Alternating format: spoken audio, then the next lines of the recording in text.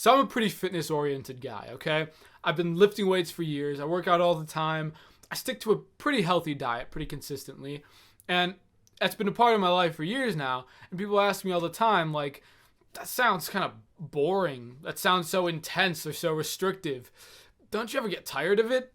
Don't you ever wish you could just eat a burger or eat some pizza or something? And my answer is, sure, I'd love some pizza right now. I mean, who doesn't love pizza?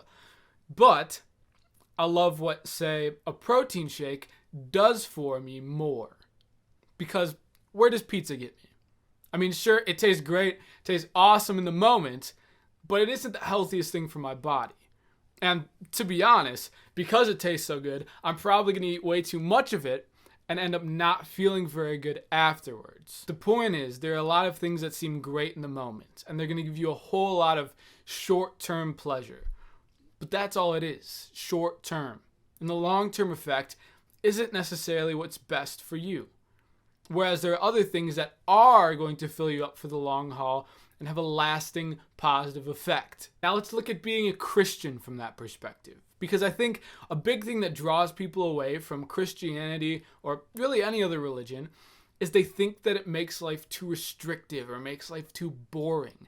Like it prevents you from taking part in some of the fun things in life. First of all, to make this clear, being a Christian does not mean being a monk. You don't have to separate yourself from the world and walk around chanting Hail Marys all day with rosaries hanging from your belt. There's nothing strange or unordinary about a Christian life, except for the fact that you have a set of moral standards to follow. And even that, I mean, they seem like pretty reasonable requirements, like don't steal, don't kill, don't commit adultery, honor your parents, go to church, love your neighbor. I mean, you tell me how unreasonably restrictive that sounds. But you know, for people who don't believe in God, who aren't Christian, and maybe are a little looser in setting that moral standard in what they say or do, it might be common for them to say something like, that sounds boring. That kind of life doesn't seem fun.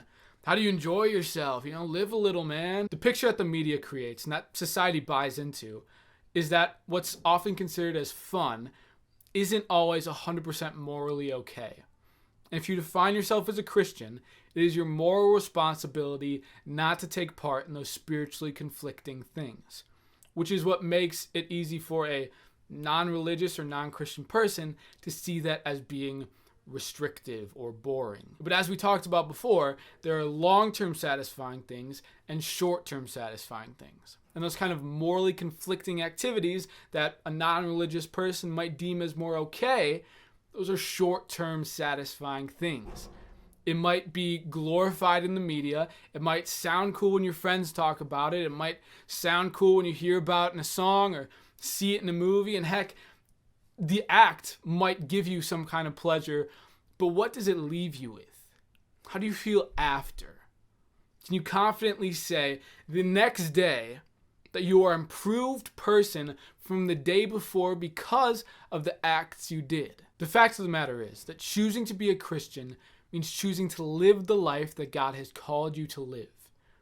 And that means every day moving closer to fulfilling the potential and purpose that God has created you for. And let me tell you, the most sad or most depressing life that anyone could live is a life of unfulfilled potential. So, the act of choosing God's purpose for your life and striving to become spiritually fulfilled in the long term instead of physical enjoyment in the short term is exactly why there is nothing restricting or boring about living a life as a follower of Christ. Last thing, we are hungry. We desire some kind of satisfaction, some kind of happiness. We want to enjoy life. We need some kind of nourishment. And we can get snacks from a lot of places. We can get little bits of food from whatever you make to be your material God in life. Whatever you place your hope in, whatever you devote yourself to that isn't God, you're only getting snacks. And you're going to have to keep coming back for more and more, and you're never going to be full. But Jesus says, I am the bread of life. Come to me and never be hungry. A Christian life is far from restricting. It is wholly 100% satisfying. It's what our being desires. It might require some sacrifice of some worldly pleasures, but in exchange for the bread of life, I'd say that is heavily in your favor.